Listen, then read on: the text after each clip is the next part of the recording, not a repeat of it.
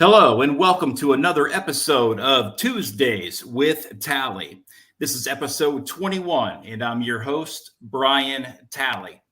The mission and the goal of this podcast is to bring an engaging conversation that will add value to the lives of everyday people. We will inspire, encourage, educate, and tell the stories of some of America's finest men and women in an effort to motivate you to live your life to its fullest potential. Be sure to follow us on social media and on Spotify. The online information and handles are all located on the scrolling ticker at the bottom portion of your screen. Be sure to like and share the program as well. You can also support the program by going to Anchor FM or Spotify and clicking the support button. Also, become a program sponsor today. Get your gear, products, merchandise, or services out to the general public. Program sponsorships include a custom written script to advertise your business to its fullest potential to get the results you're looking for. To learn more, email me today at thetallybill@gmail.com. That's thetallybill@gmail.com. Folks, we have a very special guest joining us on today's program. Today, we welcome former police sergeant Michael Sugrue. Michael Sugrue began his law enforcement career in the United States Air Force as a security forces officer in 1998.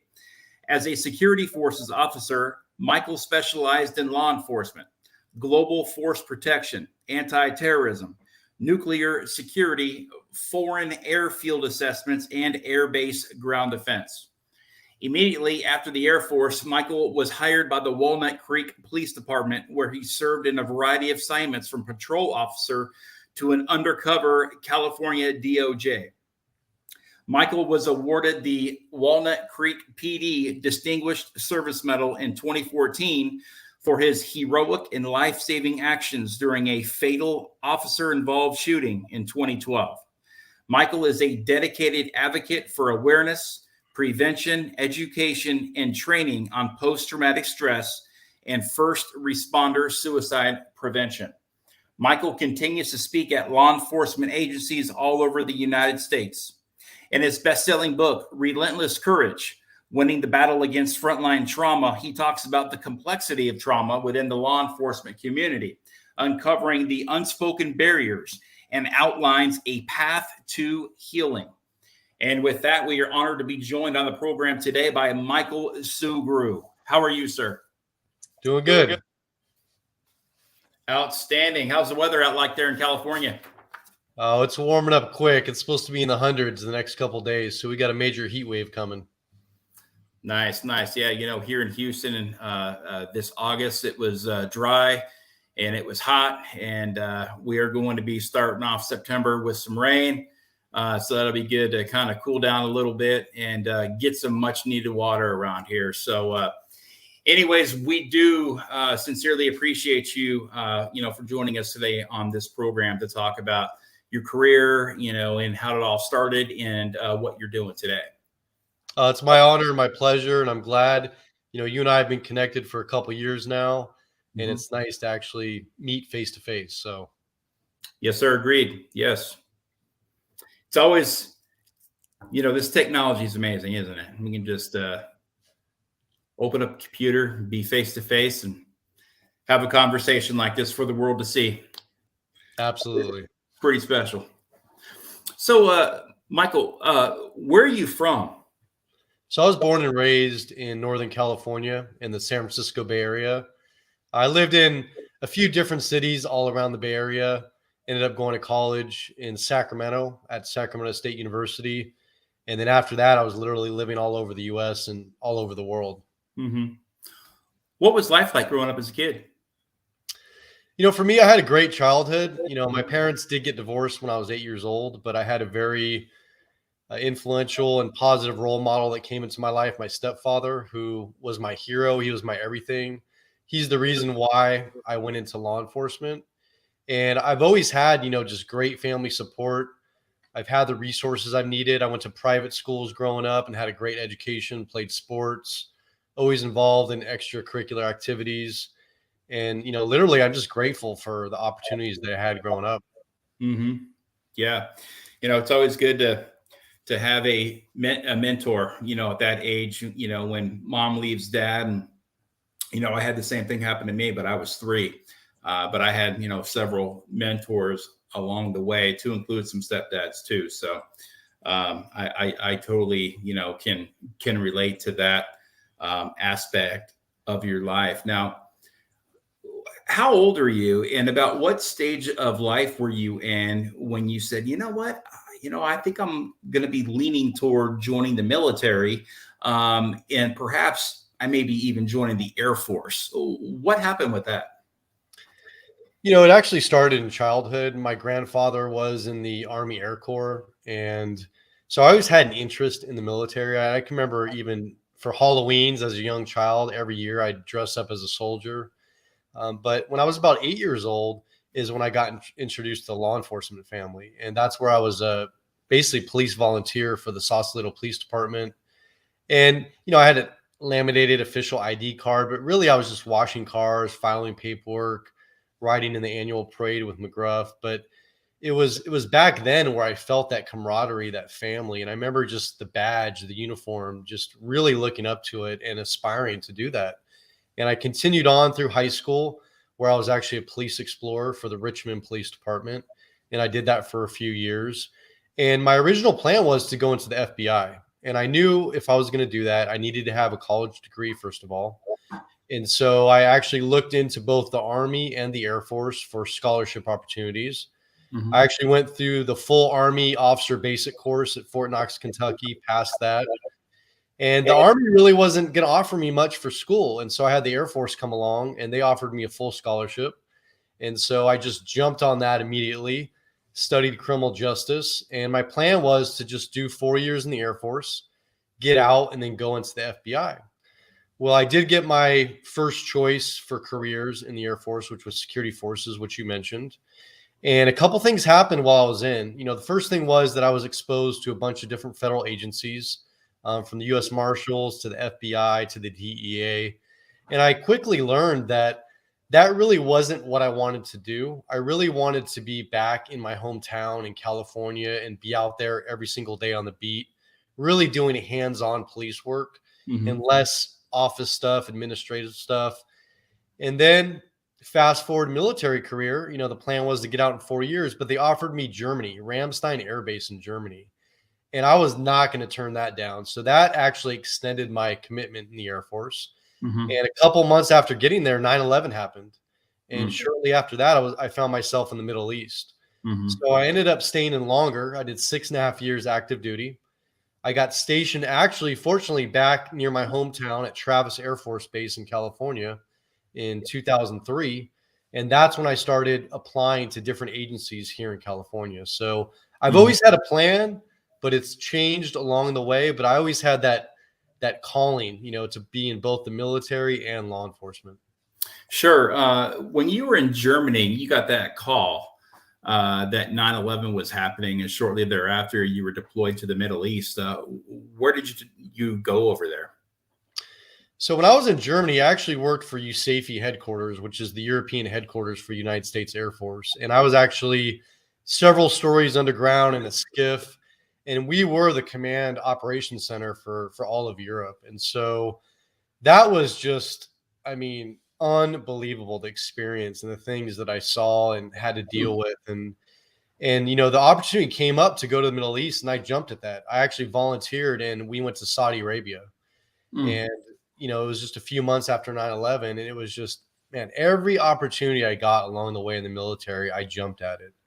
And my only regret today is that I wish I would have stayed in the reserves. I truly regret getting out of the Air Force. I wish I would have stayed connected to that service.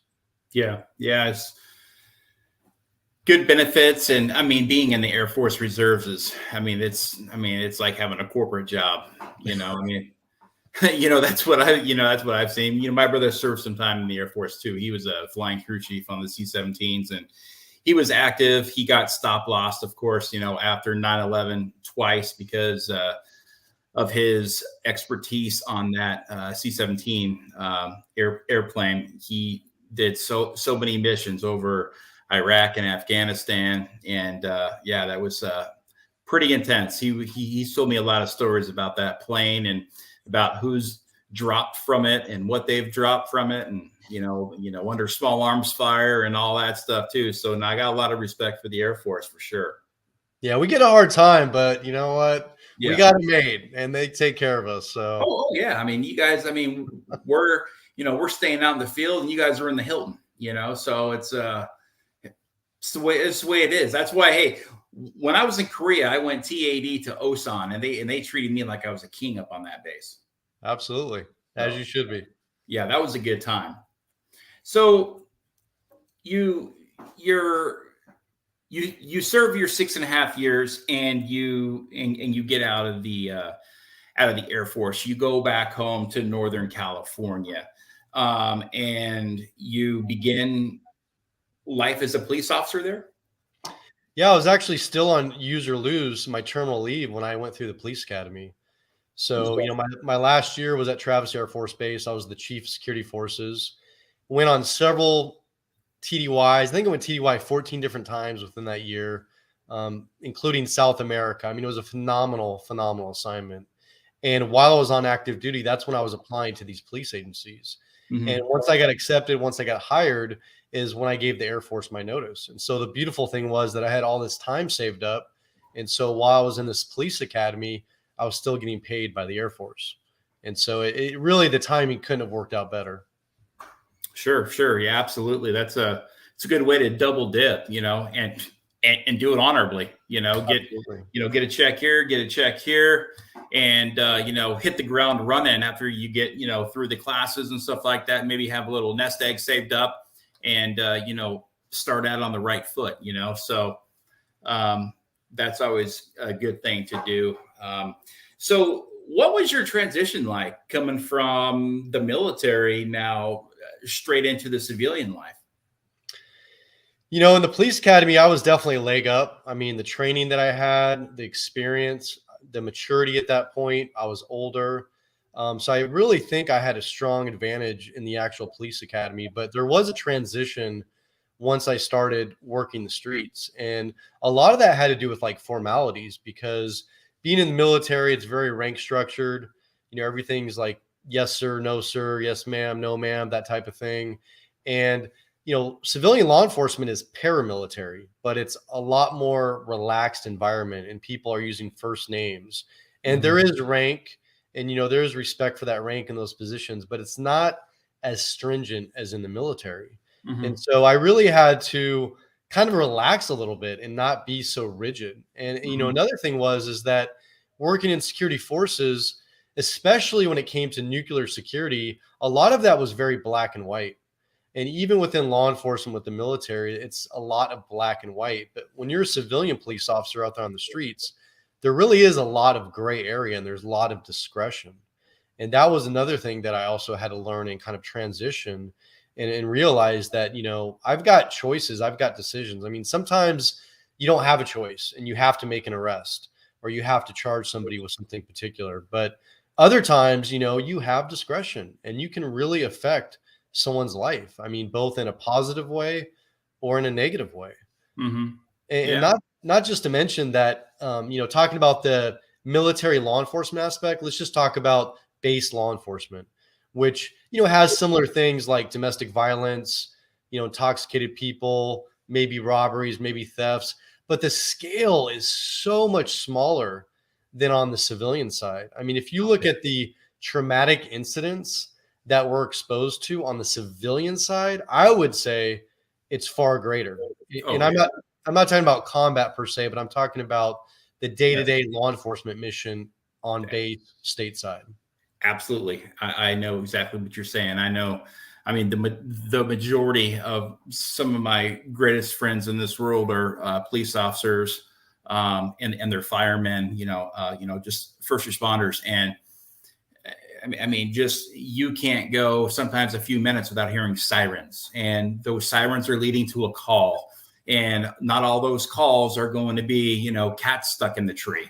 You're going to have, some critical 911 calls where you're just flying to get there. There's, robberies and shootings and stabbings and car accidents and blood. And it's just, very, very traumatic, what our first responders go through here on a daily basis. And it is a very, very, very, that job is for a very special person. And, I have the utmost respect for all of our law enforcement agencies, for our ambulance, EMTs, our firefighters. I mean, you name it. I mean, without those people, our country is not doing anything. Our country wouldn't be a country without that law, order, and that safety aspect of, picking up the phone, dialing 911, and hoping somebody will come help you, because that's some big time work that goes down out there for sure, man. So would you say that going through the Air Force, as a NMP, if you will, security forces, was very similar to going through the police academy? No, I would say there were some aspects that were similar. Like, for instance, in security forces training on the officer side, our training is split up into two different parts. Mm-hmm. The first part is law enforcement, and that's where you're learning the laws, arrest and control techniques, defensive tactics, driving, shooting, report writing, investigations, those type of things. But the other half of security forces training is really air-based ground defense. And we did that at Camp Bullis in Texas. And that's where we're out there, doing missions, digging DFPs. That's where we're learning what you would call the Army infantry side. Mm-hmm. And that's what a lot of people don't realize, is that Air Force security forces, sure, yeah, we do flight line security, we do law enforcement, but there's a whole lot of other things that we do. And one of those biggest missions, especially in the Middle East, is air-based ground defense. Understand. So how was that able to, were you able to take some of that training and kind of bring it over to the civilian side? Was there anything there that you brought over from the military side that you were able to use on the civilian side? Honestly, not as far as training. I would say, like, as far as discipline and time management, multitasking, those type of things, I was definitely able to bring over. But there really is such a huge difference between the military side and the civilian side. Yeah. And also remember that, I went in as a lieutenant, I got out as a captain. And as I moved through the ranks, it was less hands-on, and it was more leadership and more administrative. And so that was also a big difference. And that's actually why I got out of the military, is because I didn't want to be stuck in an office. I didn't want to be doing the administrative stuff. I wanted to be out there carrying a gun, responding to 911 calls, being proactive, pulling people over, making arrests, finding guns, finding drugs. That's really what I wanted to do. And, funny story real quick is that I remember when I was a brand new first lieutenant, and I had switched from nuclear security out in Wyoming, Nebraska. And then I was in charge of the base law enforcement and the weapons storage area for F.E. Warren Air Force Base. And that's where I was actually able to run LiDAR and radar and pull people over and write tickets. And I actually got in trouble because I was pulling way too many people over. And when I left that assignment, my commander actually gave me a plaque with a 1408, which is the law enforcement military ticket. And it had denied stamped on it in red ink. And he gave that to me as one of my going away gifts. And it's like, man, I had that bug from day one to really being out there doing real law enforcement work. Do you, so you get out of the academy and you become a street cop is it Walnut Creek? Yes. You're up in Northern California. So what was that like? What was it like, for you to wake up and to put that badge on and strap on that, that gun every day and go out there and protect the community that you were living in? I remember when my dad pinned on my badge when I got sworn in, and it was literally one of the proudest days of my life. And, right after the academy, we go through a field training program where you're teamed up with seasoned officers, and you're paired with them for weeks at a time. Usually you have like maybe 4 or 5 training officers, and I could not wait to get them out of my car and be out there solo. And I remember that first day, I was super nervous, and I wasn't sure if I was ready for it, but here I was. And I remember that first call came out and just the adrenaline. But as time went on, I got really comfortable with it. And really, I worked the graveyard shift, the night shift, and that's where we got to hunt, is what I called it. And that's where really we got to be proactive. Sure, we responded to in progress calls or like cold calls, like auto burglaries or residential burglaries, thefts. But my passion and drive was being proactive and finding the bad guys, whether they're in a car, on a bicycle, walking down the street. And my goal early on was to become a narcotics agent, be undercover. We had a regional task force, which was run by the state of California Department of Justice. And so I aspired from the very beginning to make as many gun and drug arrests as I could, start turning informants with that goal in mind of one day becoming an undercover special agent. I think that's great, for you to go out there and put your life on the line and arrest all these bad guys. But looking back on it now, how do you feel, about the guys that are out there doing it right now, that are, wasting their life to put away these bad guys, to have them just be put right back out on the streets in less than 24 hours. And I say that because this is going on all over the country right now. And there's going to be a matter of time after the 6th, 7th, 8th arrest that they get this guy. He may not go peacefully that 8th or 9th or 10th time. So here you are, you're putting your life on the line. You're making these arrests, you're putting him in jail, and the state turns around and lets them out. That has got to be a very low morale driver right there for our police officers in this country. Would you agree? Absolutely. And there's other factors I think that are more important than that. And that's the lack of support at all levels and the anti-law enforcement sentiment that started out a couple years ago after the George, Floyd incident. And, really politicians at the state level, county level, city levels, they've really left a lot of our first responders, especially law enforcement, out there on an island by themselves. Mm-hmm. And now, literally, when you think about it, every potential contact, every potential stop where they're out there trying to catch these bad guys is a chance to, of course, be killed first and foremost, but a chance to be sued, to have a complaint, maybe be prosecuted, maybe be put away in jail or prison for really doing your job and putting your life on the line out there. But, what doesn't change is that 99.9% of our law enforcement members out there are doing the job for the right reasons. And they do leave their home every single day knowing they may not return home, protecting complete strangers. And I'll be honest with you, looking back, I wouldn't have changed it, not in a heartbeat. I mean, I loved what I did.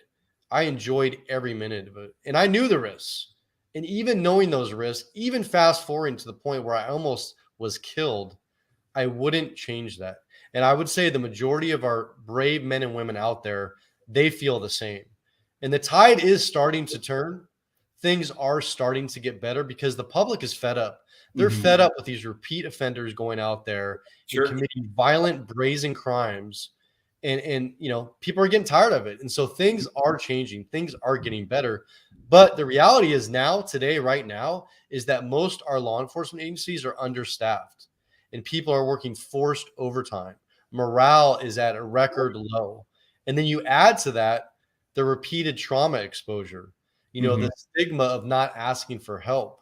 And it's really a perfect storm. I got a question for you, Sergeant. Police officers today, they're under a lot of stress. I mean, let's just face it. They have cameras and phones, are being recorded in their face every single time they get out of the police car. Everything that they do is completely documented. That job is completely under the microscope. If an active police officer has a problem with depression or anxiety from the job, is he allowed to go get help without him losing or without her losing their job? That's not a simple yes or no answer. The reality is it depends on the agency, it depends on the organization, because if the organization has a culture where they support their people and they accept that this is part of the job, that exposure to post-traumatic stress is an injury, just like anything else, like a back injury, a knee injury, a shoulder injury. And if, they support their people and provide the resources, then yes. But there's still today are agencies out there where when people ask for help, they're outcasted. They're kind of cut off from the brotherhood or their sisterhood, and there's not a lot of resources. In some cases, their careers may be jeopardized, potential promotions or assignments. Things are getting slowly better, and the culture is starting to change. There's no doubt about that, but there's a lot of work that needs to be done. When I go and speak across this country, sometimes when I speak, it's open questions. People are asking things, they're answering, there's communication going on, it's accepted. And then other places I go, nobody wants to ask a question. And after I get done speaking, I've got a line of people waiting to talk to me. And then they're sharing their stories and their personal experiences of how they're suffering and how they don't feel they can get help or there's no resources available. And that's why really we all need to do our part in what I call smashing the stigma and changing this culture and simply making it normal to talk about the human side of the job, to talk about the toll of the things that we see, because that's normal. Yeah. It's absolutely normal for these things to affect us. And our exposure rate is much higher than really any other profession out there, unless you're talking about firefighters or paramedics and dispatchers. But beyond that, first responders as a whole, there is no other job that has the trauma exposure that we have. The only thing I don't like is they always say it's okay to not be okay, but it's not. I know so many people, from airline pilots to former police officers to it doesn't, the list goes on for public servants. And they have post-traumatic stress from the military, and that ends up catching up to them through physicals and files and this and that. And they end up getting let go because of the post-traumatic stress and because maybe some of the prescription drugs that they're on right now say will limit or impair the job of the American public or the American people. And it's, again, you said to smash the stigma. It's just like a bad back or a bad neck. But there are so many people out there afraid to tell the truth, to talk about, hey, look, man, I'm not feeling really good today, man. Like I've got some anxiety, whatever, maybe, past trauma or whatever it is. But they say it's okay to not be okay. But once you say it, what happens next? Now you're looking for a job. So that's not really going to help smashing the stigma. And I'm with you. I think we should smash that, that stigma. And I also believe that these people that are asking for help need to be heard in a way that won't completely strip them of their job. And if it does strip them of their job, they're going to need to be given another job within that, force or, within that operation or within that city or county, whatever it is, so they can still draw a paycheck. You know what I'm saying? I do. And I agree with you. But, here's an interesting point is that let's just take our military as compared to law enforcement. The general public widely accepts and understands that our military members, they may have post-traumatic stress. They understand that our soldiers may go off to combat. They may be exposed to traumatic incidents. And there are numerous resources available. I mean, the public generally supports this and backs this. But what I think is very interesting is that when you talk about the law enforcement side, especially, the general public, for whatever reason, does not associate post-traumatic stress with our profession. It's not accepted. It's not really supported. And we need to do a better job in educating the public on what it is exactly that we're exposed to, how it affects us. And this is part of changing the culture. You have to change the culture within the agency, but you also have to change the culture in society. Yeah, I don't know how people could say that. I mean, every city in this country right now is a war zone. And Houston and Chicago and LA and Portland, Seattle, I can go on, Philadelphia. It doesn't matter. They're war zones every single night. The amount of shootings, stabbings, drive-bys, rapes, robberies, strong arm robberies. It's insurmountable. And then you add on all of the car accidents and the suicides and all these other traumas that they have to go to and examine, and they need to take reports on and all this stuff. That's a lot. That's a lot to take in. And then to go home and to live a turn it on, turn it off type kind of life. You got kids, you got a wife, and you're like, oh my God, I can't get that out of my mind. That was horrifying. Absolutely. And that's a key difference that you just stated, is that, okay, let's take our military members. Let's say you go off to combat. Let's say you have multiple deployments. You're in a known hostile zone. There's a known threat, and there's plenty of trauma and exposure to horrific things. But at some point, you're removed to that situation. You go back stateside, you go back home, whatever the case may be. But in law enforcement, you're in combat every single day for 20 to 30 years. I mean, think about that. 20 or 30 years. There is no safe zone. I mean, you could be out at Starbucks grabbing a cup of coffee or on your meal break, and somebody could come in and shoot you because they hate cops. And that's a big difference, is that I noticed between the military and civilian side was that in the military, when I was at work, I was at work. But when I was off base and off duty, I wasn't out scanning. I wasn't out looking over my shoulder. I wasn't out, with arrest powers. But on the civilian side, even to this day, being retired, I retired 4 years ago, but I'm still, my head's on the swivel. I'm on high alert. I've got to sit where I can see the door. I can see the entrance. I'm scanning every single person that walks in and out. I'm looking at their waistband. I'm looking at their hands. I mean, this is so inbred in me now that this will probably be with me for the rest of my life. Oh yeah.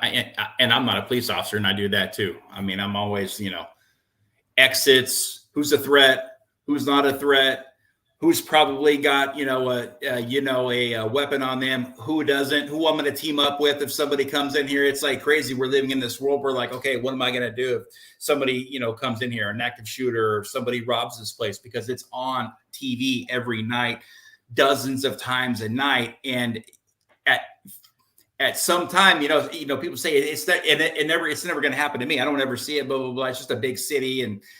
But at some point, your number's going to get called, and you're going to be in a situation like that where it's going to get, where push comes to shove, and you're going to need to fight or flight, and I'm a fighter, and I always have been. And so, and I'm also a protector.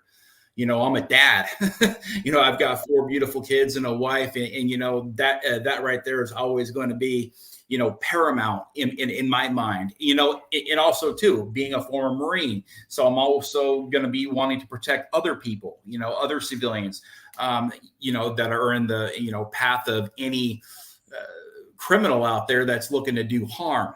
Now, I know you're a very busy man, and I sincerely appreciate you making the time to get in here to talk to us today. So we do have some time constraints here. So I kind of want to get into your story a little bit before we get too far down that time constraint. Now, you had an encounter during your career that ultimately ended in gunfire. Could you explain that story? Yeah, I was actually a brand new patrol sergeant. I'd just been promoted, and I was running a team. We were working the graveyard shift. This was the end of 2012. And at that point, my life was perfect. I had literally just bought my dream house. I was happily married. I had a beautiful daughter, a couple years old. I mean, everything was just going perfect. No issues, no problems. And our shift started the day after Christmas. It went into the next morning. And at some point, the other overlapping team left, and I was the only on-duty supervisor for the entire city. And the shift had been totally dead, had been quiet. I was hours from going off duty, start the weekend, and a call came out. Basically, there was a man in a condo, and there was a couple barricaded, and this man with a knife was trying to kill them. I ended up getting there with one of my officers. We're first on scene. We start running towards the screams, get inside the condo, clear the downstairs, nothing going on. It's completely quiet. Get to the base of the stairs, and at some point, a male subject comes out, sweating profusely, eyes glazed over, just staring straight through us, kind of like a zombie. And we're giving commands. Our guns are out. At some point, we see that he's actually holding a full-size butcher knife in his right hand. 2 more officers come inside the condo. And then without notice, the male subject puts the knife up over his head and starts coming down the stairs at us. One of the officers uses a taser. It misses. Myself and 2 other officers, we shoot our firearms. Didn't know it at the time. I hit him twice. The 2 other officers missed. He's at the bottom of the stairs. We don't see any blood. We don't see any injuries. He's still holding the butcher knife. And we know that he's between us and the couple that's barricaded upstairs. We don't know if they're dead, dying, bleeding out, but we've got to get to them. And then the male subject, again, we're giving commands, guns out, drop the knife, and he starts coming back up with a knife. And literally, we're just a few feet from him, and we shoot him and kill him. And, there's no nice way to say that, but we ended up saving the lives of that couple that was upstairs. It turns out that he was stabbing through this door with a butcher knife, and the door was coming off the hinges as they were physically barricading themselves, against the door, trying to prevent him from coming in. And that incident, I'd been involved in a lot of traumatic incidents, a lot of dangerous situations, but for whatever reason, that was the closest that I felt I'd ever come to dying. And it literally just changed me. I mean, it changed my outlook. It changed my perspective of everything. And we talk about, you may have to take a life at some point. But the reality is that most officers, 99, I would say 0.9% of police officers never have to take a human life. Yeah, we talk about it. We train for it. We expect it. But when you actually take someone's life and you have to live with that, that's a whole nother situation. I mean, that's a whole nother thing. And that is what took effect on me.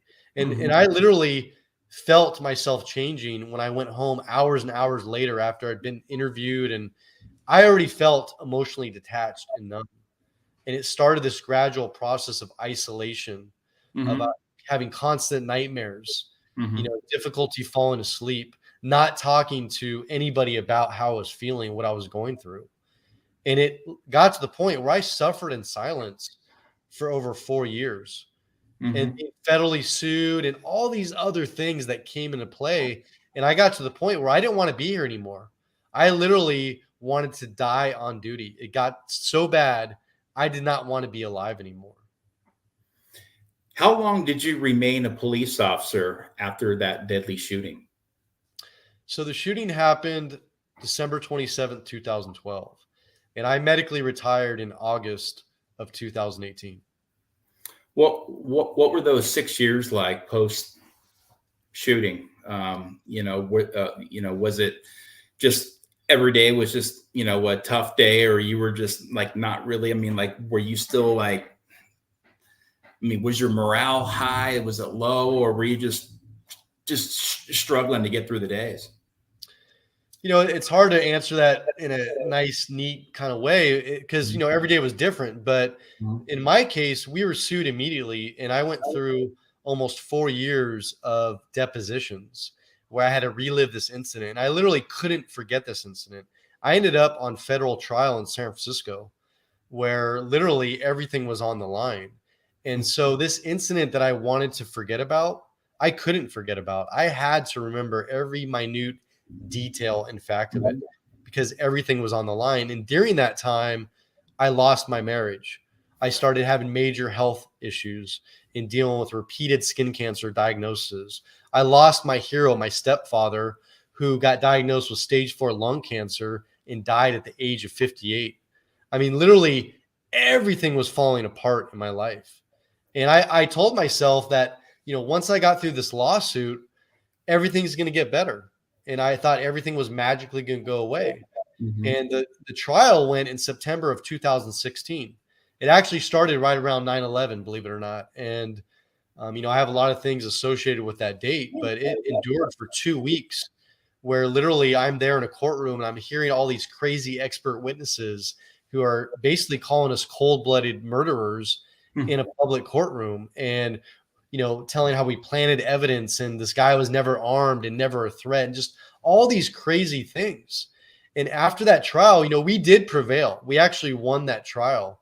And the Judge Breyer, he's actually the brother of the Supreme Court Justice Breyer, who just retired. And he said, had it not been for our actions, more lives would have been lost that night.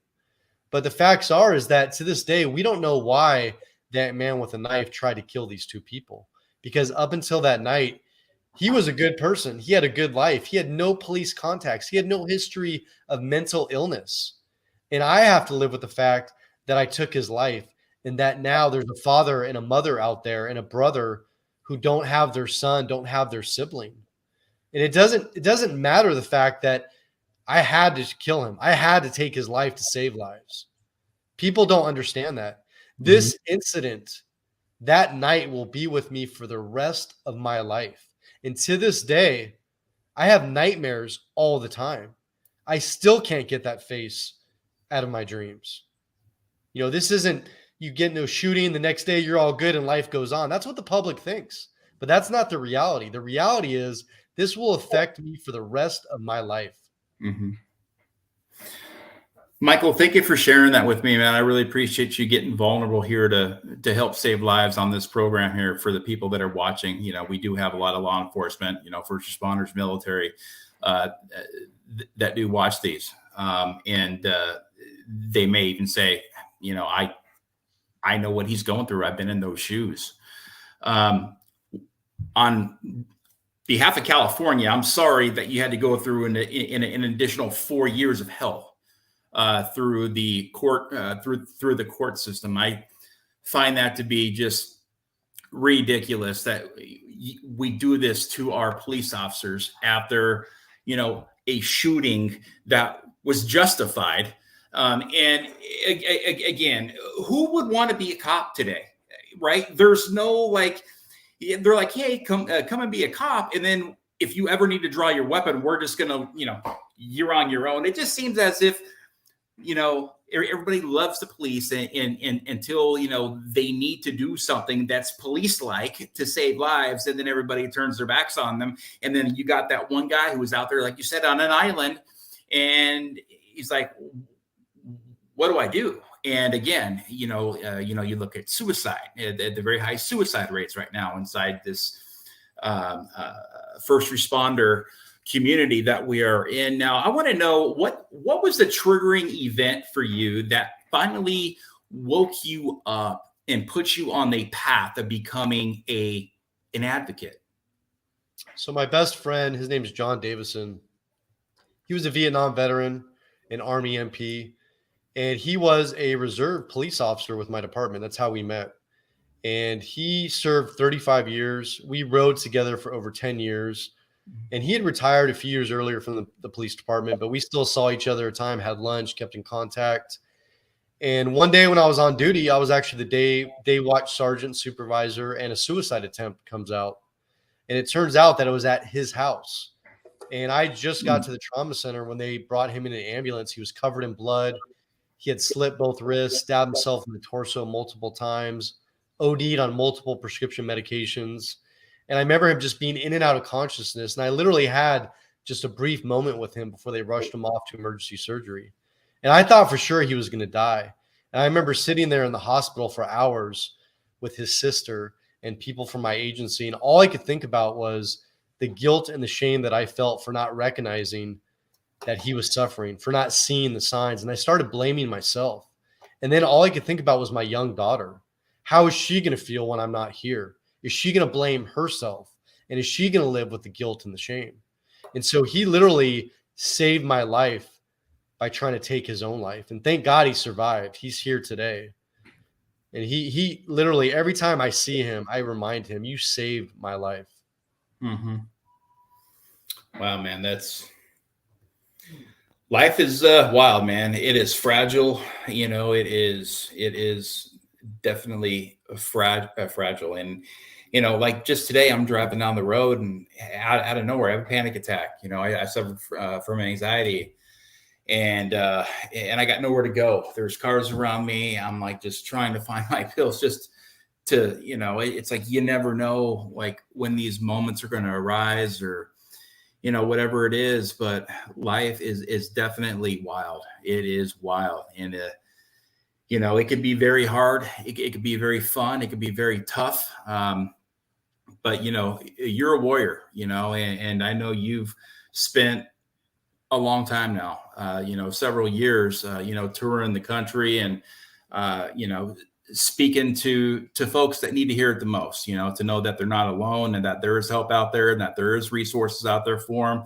And, and that you've been through a lot of things that they could probably relate to as well and come to you as leadership. Now,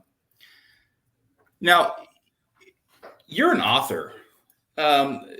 You wrote a book about, I believe your journey with post-traumatic stress. Could you tell a little bit about the book?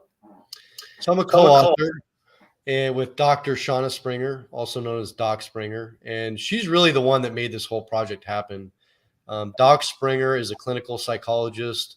She spent most of her career working with combat veterans and first responders. Mm-hmm. She's worked with the VA, with the TAPS program, and she had written a couple books. And we actually connected a couple of years ago, right before COVID. And we were just talking to each other about the work that we were doing. And she actually asked me during our conversation, have you ever thought about writing a book? Mm-hmm. And I was like, well, it's funny you asked that because I've been asked before and I have thought about it, but I'm just literally so burnt out from the post-traumatic stress mm-hmm. and over 20 years of report writing. I just don't think I can make that happen. And so she kind of just left it at that. And months later, she hit me back up. We had a phone conversation. She's like, look, your story, it's staying with me. She's like, it's really, really resonated. And I think it's going to save countless lives. She said, I've heard hundreds and hundreds of traumatic stories. She's like, but yours is truly going to resonate with people. And she said, I want to make this happen. I want to make this project happen. And so we embarked on this journey together. Actually, at the beginning of COVID, we didn't even meet in person for almost a year and a half when we were working on this project. We were doing weekly Zoom meetings. And the whole concept of this book is that there's several chapters. Every chapter is in two distinct parts. The first part is my story in my voice from childhood until present day. But the second half of every chapter is Doc Springer's analysis or explanation, but in a global sense, so that anybody reading this book, whether you're a first responder, a veteran, a family member of one, or just somebody on the street who doesn't even know one, you're going to fully understand and get the toll of the job and the human side behind the badge and the uniform. And we set out on this project to save lives because the truth is suicide is the number one killer for both the military and all first responders. That is a fact. We are much more likely to die by our own hands than the hands of another. And so this book came out about 17 weeks ago, and it's been a bestseller ever since. And this book is already changing and saving lives. I mean, literally saving lives. If you're an active police officer or first responder of any sort, and you end up coming across this podcast and you say, gosh dang it, I need help, but I'm not going to go to my leadership because I'll end up getting fired or I'm scared. Who do you recommend they reach out to? In the back of our book, we actually have a whole list of vetted resources mm-hmm. for, specifics for law enforcement, some for firefighters, some for all first responders, some for military. There's different programs that I've been through that are week-long kind of residential post-traumatic stress programs. There's alcohol programs, substance abuse. And so there are actually countless resources out there, mm-hmm. and many of which we list in our book. And mm-hmm. that's the thing is I didn't know about most of these resources until I started my journey of recovery back in 2017. And there's not one magic thing that's going to work for everybody. For me and for most people, it's a combination of different things over time. And I'm still working on my recovery today. I mean, there's still things that I'm doing every single day to recover from post-traumatic stress. Oh yeah. It's an everyday struggle. You got good days, you got bad days, but it'll always be there. And, it's just something that once you got it, you kind of got it, and there's mechanisms and there's coping skills and stuff like that. But like I said, like for me out of nowhere, I got nothing to be worried about. I'm just driving down the road. That's why I hate anxiety and all that. So it robs so much joy from me all the time. And I wasn't even do this today. I'm exhausted, but I was like, no, I'm going to do this because I need to, because the show must go on. So I do, sincerely appreciate you, allowing me to back this up a little bit so I could recapture my thoughts, take a nice cold shower, and just try to say, deep breath, everything's fine, everything's fine, because suffering from anxiety, severe anxiety it's the worst thing that I could ever, imagine. Like I was saying, I would rather, have all the physical pain in the world on top of me than anxiety, and I have both. So I got the best of both worlds, I guess. On our closing here, sir, do you have any advice for any police officers out there today, that are working the streets, low morale? Do you have any final words for them? You're not alone. The Mm-hmm. thing is, I'm not special. I'm not unique. The things that I've been through, the feelings I've had, there's countless of you brothers and sisters out there every single day putting your lives on the front lines for complete strangers. And what you're feeling and going through is normal. That's what you need to understand, first of all.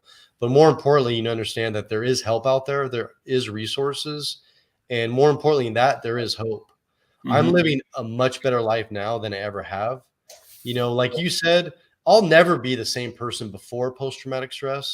Mm-hmm. But I truly believe today I'm actually a better person. I'm a better partner. I'm a better father. Mm-hmm. I truly embrace every day that I have. And it's been a lot of work. There's going to be good days. There's going to be bad days. There's going to be setbacks. Mm-hmm. But I assure you that you can get better and you can live a whole new life on the other side of this. All you have to do is raise your hand and ask for help. Absolutely. Live that life of gratitude, be thankful. I see you spend a lot of time with your daughter. You go to baseball games, and, it definitely looks like that you guys are out enjoying life together and making some good memories. And, really at the end of the day, that's what it's all about, right? Absolutely. Well, listen, Mr. Michael Sugrue, we sincerely thank you for joining us on today's program. We appreciate everything you have done and continue to do. Your service, sacrifice, and dedication to our great nation is truly honorable. Thank you, brother. For Tuesdays with Tally, this is Brian Tally. Good night, Semper Fi, and God bless.